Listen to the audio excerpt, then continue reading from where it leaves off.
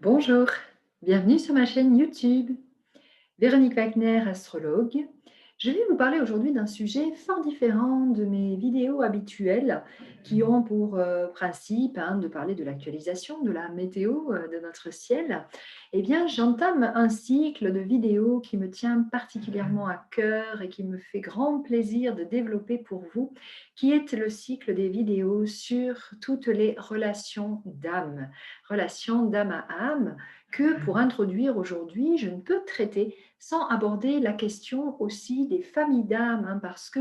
nous, êtres humains, nous fonctionnons aussi dans des systémies, dans des groupes d'âmes. Alors cette question de la famille d'âmes ou des familles d'âmes, c'est quelque chose qui est abordé de manière beaucoup plus développée et de façon excellemment décrite par l'ouvrage ou dans l'ouvrage de Marie-Lise Labonté, qui nous parle des familles d'âmes, ouvrage qui constitue des canalisations directement avec des êtres de lumière pour nous donner en visibilité un petit peu plus la façon dont ça fonctionne effectivement dans les familles d'âmes. Alors effectivement, moi mon métier c'est l'astrologie, donc depuis 15 ans que je fonctionne avec les cartes du ciel, j'ai pu de ma manière à moi, à ma façon, pouvoir mener des recherches sur ces questions de famille d'âmes, car en astrologie, dans les cartes du ciel, il existe des repères précis, particuliers, qui nous parlent de la direction de l'âme, qui nous parlent de vers où notre âme tend. Et cette âme qui tend vers quelque chose, qui tend à réaliser ce qui va donner du sens à la vie de l'humain que nous sommes, et bien parfois rencontre des trajectoires qui vont aller avec des similitudes, qui vont aller à la rencontre d'autres êtres et qui vont permettre aussi cette reliance, qui vont permettre ces accointances, ces symbioses, qui semblent évidentes parfois entre des êtres et qu'on va pouvoir nommer sous la forme peut-être de sensations, de perceptions, quand on est en la présence d'autres personnes et qui vont éventuellement aussi nous interroger selon notre sensibilité, selon notre ouverture, sur l'appartenance possible avec ces autres êtres à une même famille d'âmes ou bien à des relations d'âmes toutes particulières qu'on va aborder au fur et à mesure de ce cycle de vidéos. L'objectif étant de pouvoir vous amener un petit peu les éclairages qui sont miens concernant justement ces relations d'âme. Donc dans les familles d'âme, l'astrologie m'a permis de repérer certaines choses, c'est que quand ces trajectoires dont je parle sont éclairées par des signes particuliers, c'est comme si l'âme traversait une forme de rayon. D'ailleurs, on parle aussi des 12 rayons, parfois dans certaines littératures spirituelles également, et qui nous indique vers quoi nous tendons, encore une fois. Donc il existe bien sûr la possibilité de rencontrer des personnes qui vont avoir des trajectoires similaires et qui vont avoir effectivement un peu une intention similaire à la nôtre et qui fait qu'on va pouvoir fonctionner en symbiose avec la personne pour aller mener, par exemple, des projets ensemble, avoir une sensibilité commune qui va nous permettre de nous entraider, nous soutenir. Donc ça, pour moi, effectivement, c'est la trace éventuelle qu'on appartient à une famille d'âmes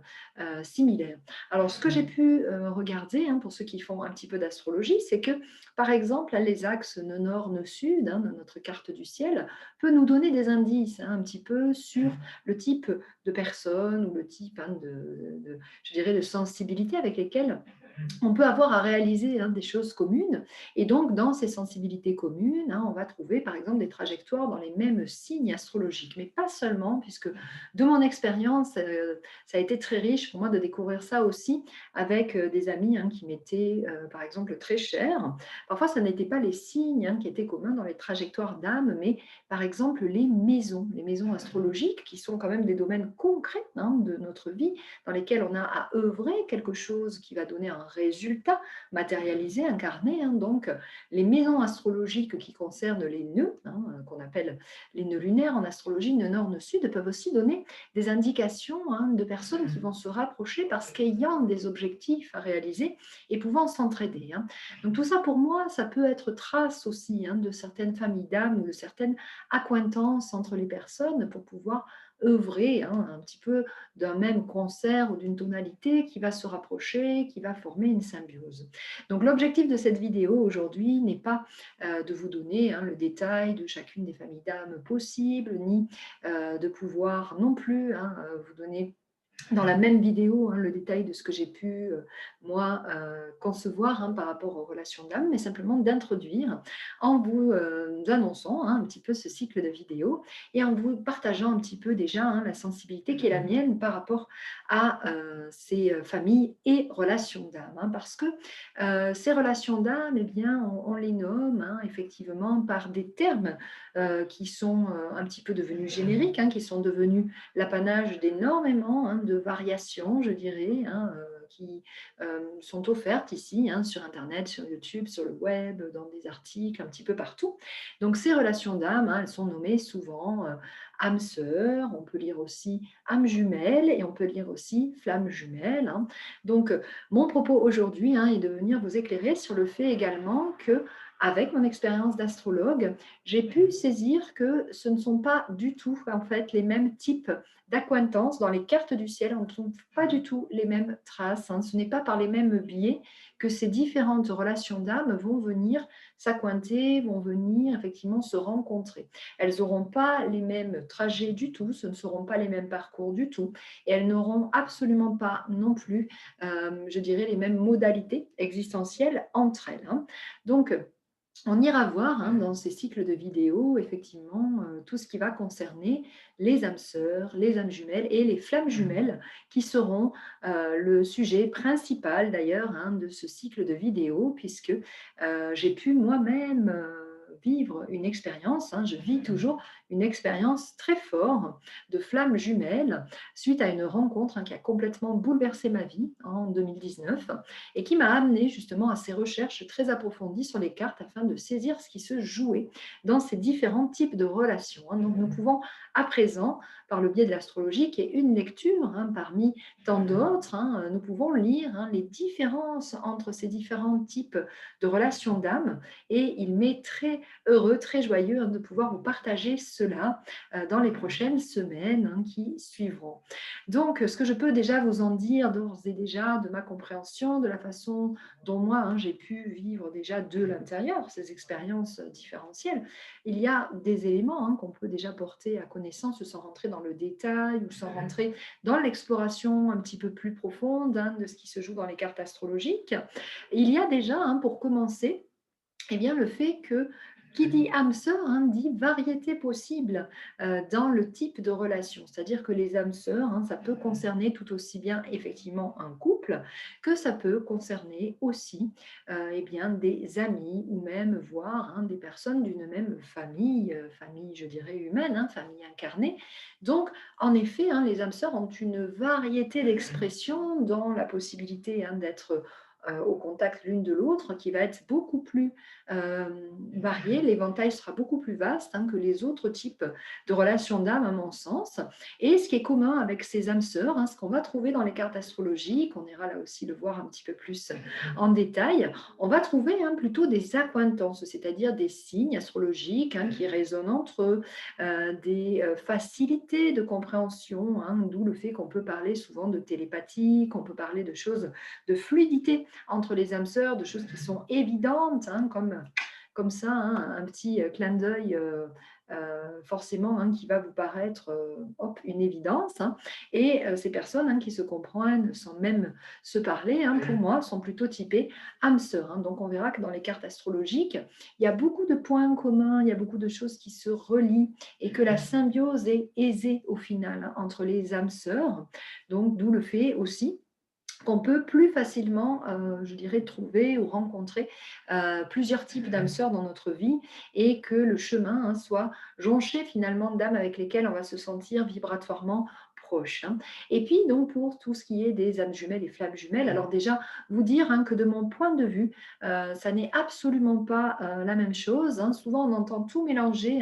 quand on parle de ces différents types de relations d'âme. Alors, pour moi, l'âme jumelle serait en quelque sorte, la relation d'âme jumelle serait en quelque sorte un point d'orgue entre, euh, je dirais, la facilité, la fluidité qu'on va trouver chez les âmes sœurs, et puis la difficulté, on va en parler, de ce qui se joue dans les relations de flammes jumelles. Les âmes jumelles, elles, sont un petit peu, à mon sens, un intermédiaire entre les deux, c'est-à-dire que leur rencontre n'est pas si fluide ni si aisée que cela peut l'être dans les âmes sœurs. Il y a quand même quelques difficultés, il y a des choses qui ne sont pas faciles, ce sont des relations qui font travailler beaucoup sur soi, mais quand même la relation peut se faire. C'est vrai que dans les âmes jumelles, c'est plutôt des relations de couple qu'on va trouver, avec pour objectif de pouvoir s'accorder et pouvoir contribuer ensemble. Et puis, donc, les flammes jumelles, pour moi, c'est vraiment une difficulté, un cran de difficulté au-dessus dans l'harmonisation possible des couples flammes jumelles, car en effet, les flammes jumelles,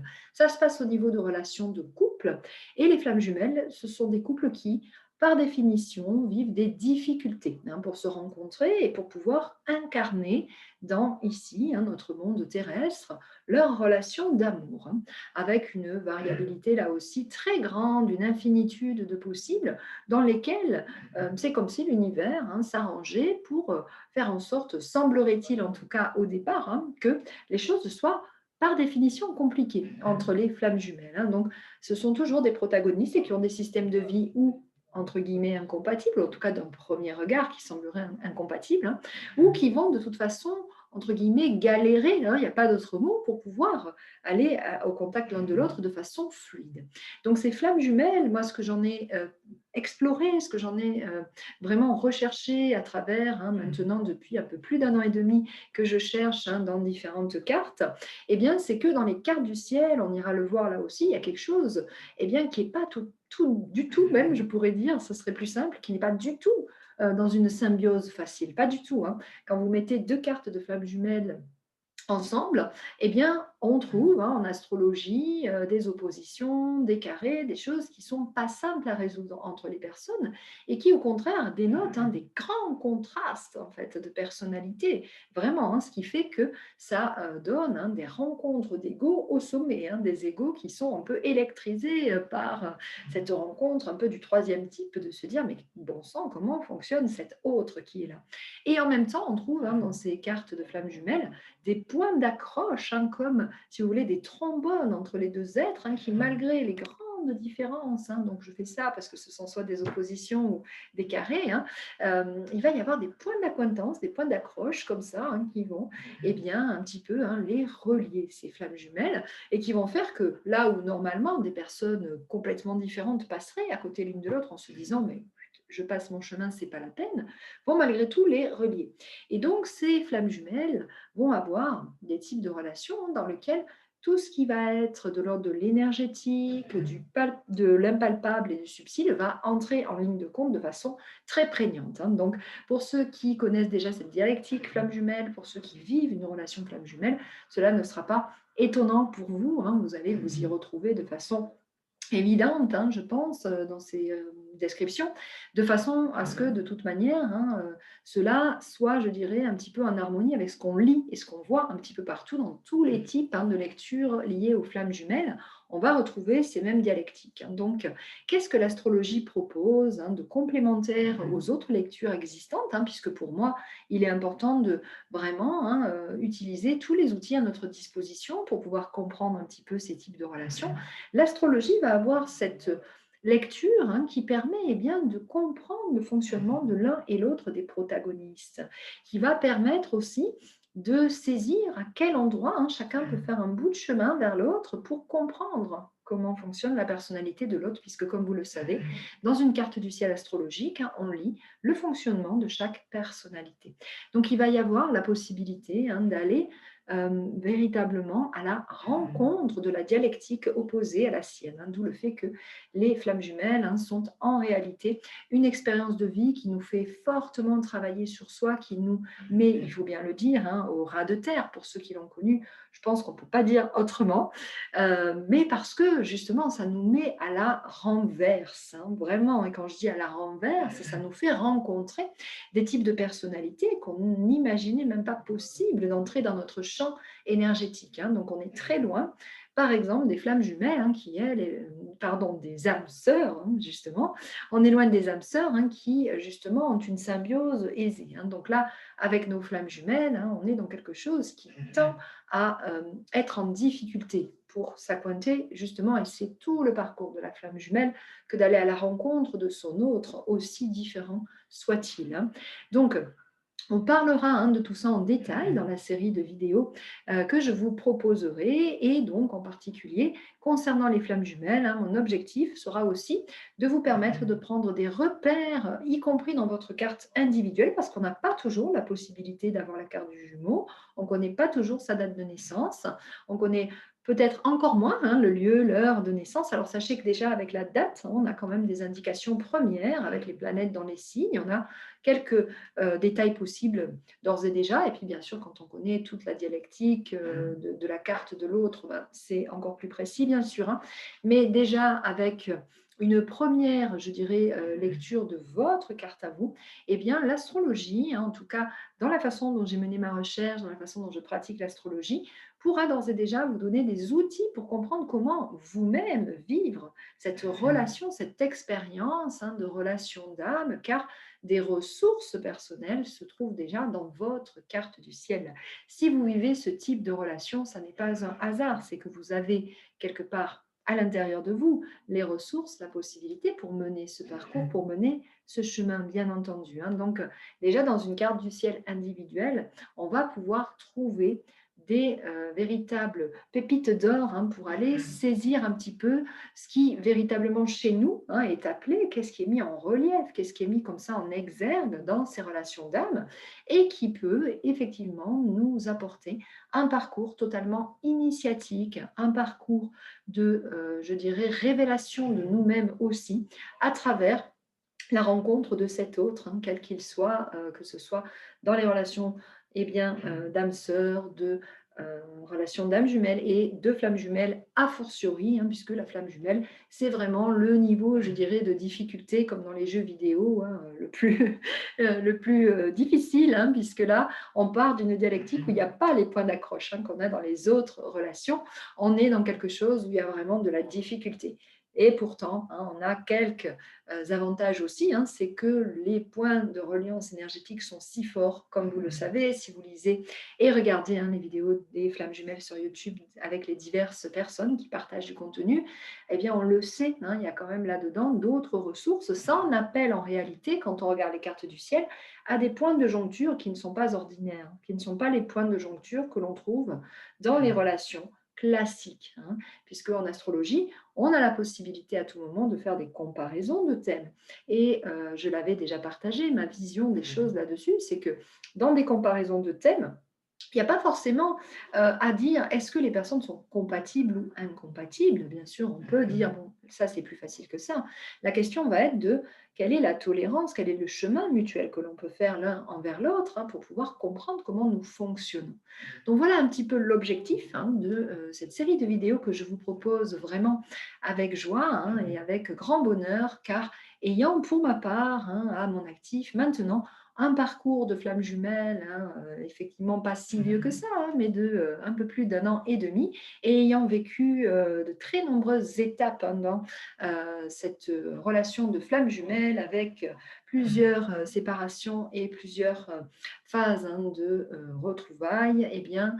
j'ai quand même maintenant, hein, un petit peu, je dirais, la possibilité de partager également autour des ressources que l'astrologie m'a apportées pour avancer dans cette relation de flamme jumelle avec les outils astrologiques. Pas seulement, bien sûr, hein, puisque moi-même, hein, je suis accompagnée également, hein, de coach flamme jumelle, mais en tous les cas, l'astrologie a été une de mes bases pour pouvoir, eh bien, comprendre mon autre déjà, hein, et puis également saisir, parce que ça c'est une autre partie de ce que l'astrologie peut amener,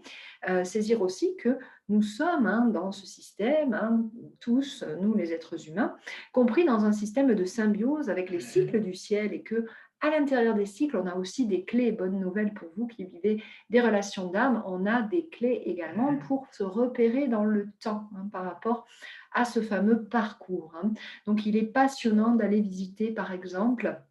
les dates clés, hein, de votre rencontre avec votre